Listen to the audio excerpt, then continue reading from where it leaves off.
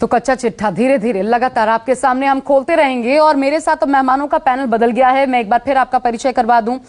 हालांकि बीजेपी से मिथिलेश तिवारी जी लगातार हमारे साथ अभी बने हुए हैं। इसके अलावा अजय उपाध्याय जी कांग्रेस से जुड़ चुके हैं, सुहेली मेहता जेडीयू से, डॉक्टर नवल किशोर जी आरजेडी से, विक्रम कुंवर जी हमारे साथ लगातार बने हुए हैं, पूर्व राज्य मंत्री। लेकिन पहले मैं सौरभ एक बार फिर आपके पास आना चाहती हूँ।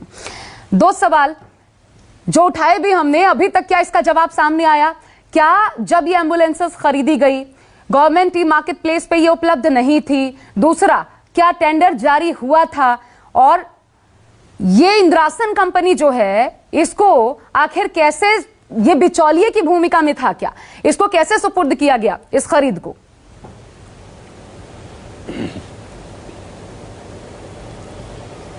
ये बिल्कुल एक बड़ा सवाल है कि जिस कंपनी को यह काम दिया गया, यानी जिस कंपनी से एम्बुलेंस खरीदा गया, आखिर कैसे खरीदा गया। निश्चित रूप से अगर इंद्रासन ट्रेडिंग कंपनी की अगर ट्रैक रिकॉर्ड देखें तो वो जो कंपनी है वह नल जल योजना से रिलेटेड जो भी उपकरण है उसको बनाने का काम करती है और उसको बेचने का काम करती है। एक छोटा सा, एक तरीके से कहें तो सिवान जिले में एक छोटी सी दुकान है, वहीं से कंपनी चलाई जाती है। तो निश्चित रूप से इतना बड़ा जो डिमांड था एम्बुलेंस की, जो आवश्यकता थी, उस कंपनी को कैसे मिल गई? उसका कोई एक्सपीरियंस भी नहीं था, यानी मेडिकल उपकरण बेचने का कोई भी एक्सपीरियंस नहीं था। तो उस कंपनी को से एम्बुलेंस कैसे खरीदा गया? निश्चित रूप से यहाँ पर भी एक बड़ी लापरवाही हुई है। और दूसरी सबसे बड़ी लापरवाही हुई है कि आखिर उस एम्बुलेंस को, जिसका जेम पोर्टल पर जो दाम है वह मात्र 8.5 लाख रुपया था, और उसको बढ़ाकर 21,84,000 तक कैसे पहुंचाया गया? सबसे बड़ा सवाल है कि हमारे गेस्ट में से मिथिलेश तिवारी मौजूद हैं, हम उनसे सवाल करना चाहेंगे कि वो गोपालगंज से आते हैं और उन्होंने अब से कुछ ही देर पहले कहा था कि हमने 2 एम्बुलेंस खरीदा था। तो निश्चित रूप से उनका एम्बुलेंस जो था वह कितना बड़ा था और वो कितने में खरीदा गया था, हम मिथिलेश तिवारी से जानना चाहेंगे। देखिए, आप दोनों इसमें जो विषय आपने उठाए हैं उसमें केवल डीपीओ जिम्मेवार नहीं है। नहीं मिथिलेश जी, वो ये जानना चाह रहे हैं आपसे, जो सवाल पूछा सौरभ ने वो ये कि आपने खुद बताया कि आपने 2 एम्बुलेंस खरीदी थी। वो कौन सी एम्बुलेंसेस खरीदी थी, कितनी मैं बड़ी? बता रहा हूँ, 2 एम्बुलेंस हमने खरीदे थे।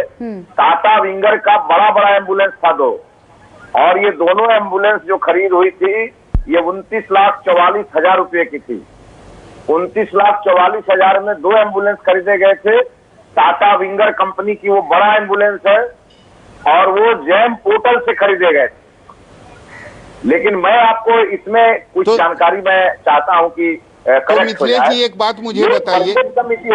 मिथिलेश जी एक सेकंड रुक जाइएगा। मिथिलेश जी आप ये अपनी बात पूरी कीजिएगा, एक और सवाल है सौरभ का, पहले वो सुन लेते हैं जी। सौरभ बोलिए। उसके मेंबर होते हैं, डीडीसी चेयरमैन होते हैं और मेंबर होते हैं सिविल सर्जन और डीपीओ। हाँ पूछिए मिथिलेश जी। एक सवाल है मेरा, आप जैसे कह रहे थे कि आपने जो एम्बुलेंस दिया वो टाटा विंगर है, यानी काफी बड़ा एम्बुलेंस है, और सिवान में जिस एम्बुलेंस की खरीद हुई है वो एम्बुलेंस मारुति का इको है, जो काफी छोटा होता है। तो आपको लगता है कि इस छोटे से एम्बुलेंस की कीमत 21,84,000 हो सकता है? क्या आपको नहीं लगता कि ये यहाँ घोटाला हुआ है? अगर घोटाला हुआ है तो आपको क्या लगता है कौन कौन लोग इसके पीछे जिम्मेदार हैं? देखिए, इसमें सबसे पहली जिम्मेवारी 3 लोगों पर आएगी। जो परचेज कमेटी होती है उसके चेयरमैन और 2 मेंबर, डीडीसी, उस जिले उस समय के डीडीसी जो होंगे, जो सिविल सर्जन होंगे और जो डीपीओ होंगे, इन तीनों लोगों ने मिल करके एक बैठक में रिजोल्यूशन पास किया होगा और उसके बाद या तो टेंडर पर गए होंगे या जैम पोर्टल पर इनको नहीं अवेलेबल होगा, वो भी प्रोसीडिंग का पार्ट बना होगा। लेकिन अगर टेंडर में गए होंगे तो जांच का जो सबसे बड़ा पॉइंट है वो ये है कि बीओक्यू में क्या डाला गया। आखिर एक लोकल छोटी कंपनी को आखिर उसमें पार्टिसिपेशन का मौका कैसे मिल गया?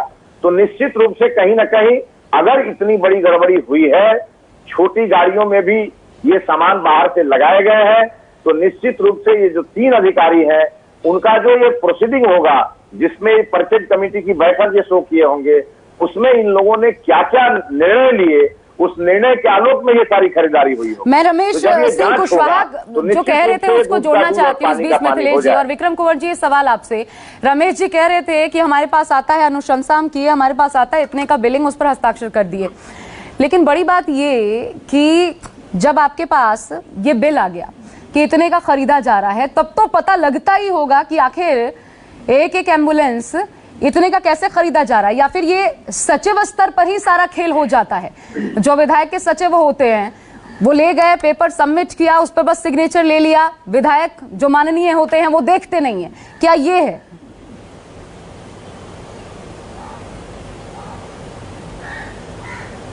विक्रम कुंवर जी विधायक रहे हैं, ऐसा नहीं होता है। अमाउंट सबको जानकारी होती है और निश्चित कहीं ना कहीं अमाउंट की चर्चा होगी चिट्ठी में, इनसे लिखवा लिया होगा अफसर लोग, वो अलग बात है, लेकिन अमाउंट का तो चर्चा होता ही है। अफसर बताता ही है कि सर इतना में होगा, लिख दीजिए, तो लिख तो मैं देता सीधा है एक लोग। सवाल सर आपसे पूछना चाहती हूँ, ये कैसे होगा कि संलिप्तता है amount या नहीं पता अनदेखी? लगेगा? कितने में मिलने वाला है? ये संलिप्तता है या अनदेखी, आपको क्या समझ आता है? ये साजिश है, ये माननीयों की संलिप्तता है ये या अनदेखी? साजिश के तहत ये सब काम किया जा रहा है, समझे? अनदेखिए मान लीजिए, हमसे अब क्या कहवाइएगा, छोड़िए। नहीं सर, यही दिक्कत है। विक्रम कुंवर जी, आपने ये मसला उठाया, धन्यवाद की आप बात रहे, लेकिन दिक्कत ये है ना, ये होगा एक दूसरे के लिए प्रदेश में मिलने मिलाने की बातें अलग होती हैं। जब आप चुनकर जनता के लिए आते हैं तो सबसे पहली जवाबदेही जनता के लिए बनती है। वो सच्चाई रखने में आखिर परहेज क्यों, किस बात का परहेज?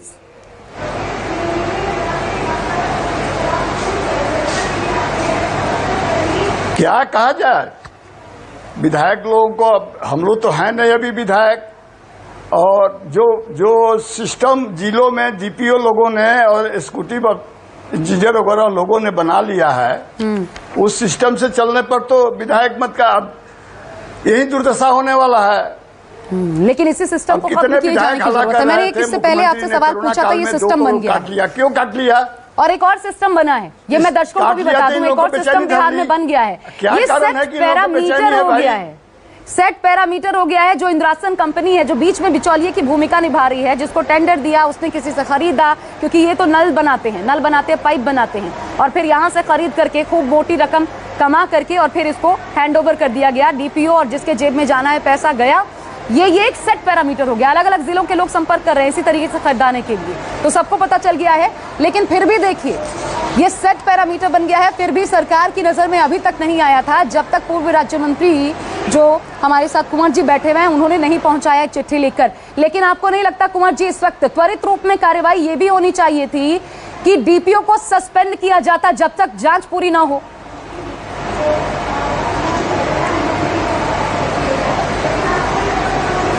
देखिए, कोरोना काल में सारे ऑफिस बंद है। कोरोना काल में सारे ऑफिस सब बंद है, इसलिए कार्रवाई करने में देर होगी, अंधेर नहीं होगी। आप निश्चिंत रहिए, मैं खुद लग करके इस पर कार्रवाई कराऊंगा। और मैं बकसने वाला किसी को नहीं हूं। मैं भी विधायक रहा हूं, मैं उस सिस्टम को जानता हूं कि यहाँ कैसे कैसे क्या होता है। इसलिए आप निश्चिंत रहिए, देर के होगा, अंधेर नहीं होने देंगे। इसमें जो लोग दोषी हैं उन पर मैं कार्रवाई करवाऊंगा, मुख्यमंत्री से करवाऊंगा, आप निश्चिंत रहिए। और जो आने वाला है, अभी और 21 को रिकमेंडेशन हुआ है, इसी कंपनी को 21 को और रिकमेंडेशन हुआ है। ठीक है, सुहेली मेहता जी, उसको तो रुकवाना है अभी तत्काल। अभी तो ये 21 खरीद और इसमें इतना बड़ा घोटाला और 21 का अनुशंसा हो गया, विक्रम कुंवर जी बता रहे हैं, ये आप लोगों को क्यों नहीं पता चलता? देखिए, सबसे पहले तो आपको बहुत बहुत धन्यवाद कि आपने इस मामले को उजागर किया कि किस तरह से सरकारी पैसे का गड़बड़ी के कारण, लापरवाही के कारण या जान के भी गलती होने के कारण ये मामला बिल्कुल प्रत्यक्ष रूप से ऑफिसर स्तर का है जो डीपीओ ने किया। और दूसरी बात एक जरूर जांच का विषय होगा, जैसा कि अभी तो यहाँ पे विधायक जी भी बैठे हैं और मंत्री लोग भी बैठे हैं, काफी अनुभवी लोग हैं, इन लोग के पास से ये सारे प्रोसेस गुजरते हैं। इसमें सबसे पहले जिस दुकान से जो रिपोर्टर जी बता रहे हैं कि छोटी सी दुकान से टेंडर पास हुआ और वहीं से सारे चीजों को खरीदा गया है, तो उसको जांचने की सबसे पहले जरूरत है कि वो सरकार के क्राइटेरिया को पूरा कर रहा है कि नहीं, क्योंकि कोई भी इंफ्रास्ट्रक्चर या किसी भी चीज को खरीदने के लिए एक क्राइटेरिया होता है, टर्नओवर की बात होती है, कंपनी के कुछ रजिस्ट्रेशन की बात होती है, ऑथेंटिसिटी की बात होती है। तो ये सारे चीजों को फुलफिल कर रही है कि नहीं, ये तो जांच का विषय है। और इतना बता दें, ये जांच कौन करेगा? जांच करेगा कौन? वही करेंगे ना जिनके लिए आप जांच की बात कर रही हैं। चोरी को कहा जाए कि चोरी हो पाएगी या नहीं, चोरी हो सकती है कि नहीं, इसकी जांच करो। कौन करेगा जांच? देखिए, चोरी भी होती है इसी दुनिया में और जांच भी होती है और सजा भी होती है, खासकर हमारी सरकार में। अभी पूर्व मंत्री हैं जो यहाँ बिहार के मंत्री रह चुके हैं, वो भी पूरे विश्वास के साथ कह रहे हैं कि मैं कार्रवाई करवाऊंगा। निश्चित रूप से इन्हें पता है कि इस सरकार में किस तरह से कार्रवाई होती है दोषियों पर, और किसी को भी बख्शा नहीं जाता है। दोषी चाहे जो हो, हमारी पार्टी के हो, दूसरे पार्टी के हो, ऑफिसर हो कि चपरासी हो, किसी पर कोई दया की जरूरत नहीं है। जो भी दोषी होंगे उनको, इसीलिए 55 घोटाले हो गए और इसीलिए अभी एक और टेंडर निकल गया 21, क्योंकि कार्रवाई हो रही है, क्योंकि ये नजीर गई है कि सख्त कार्रवाई होगी। कहीं भी कोई घोटाला होता है तो, कोई गड़बड़ी करता है तो, इसीलिए साल 10 साल ये होता जा रहा है, सरकार की नजर में नहीं आ रहा, किसी दूसरे की जरूरत पड़ रही है कि वो देखे, चिट्ठी लिखे, तब मुख्यमंत्री कार्रवाई करेंगे। आप बने रहिएगा। अजय जी, मैं आपके पास भी आती हूँ, नवल किशोर जी भी हमारे साथ हैं। एक छोटा सा ब्रेक लेना पड़ रहा है, लेकिन ऑपरेशन कागज लगातार जारी है।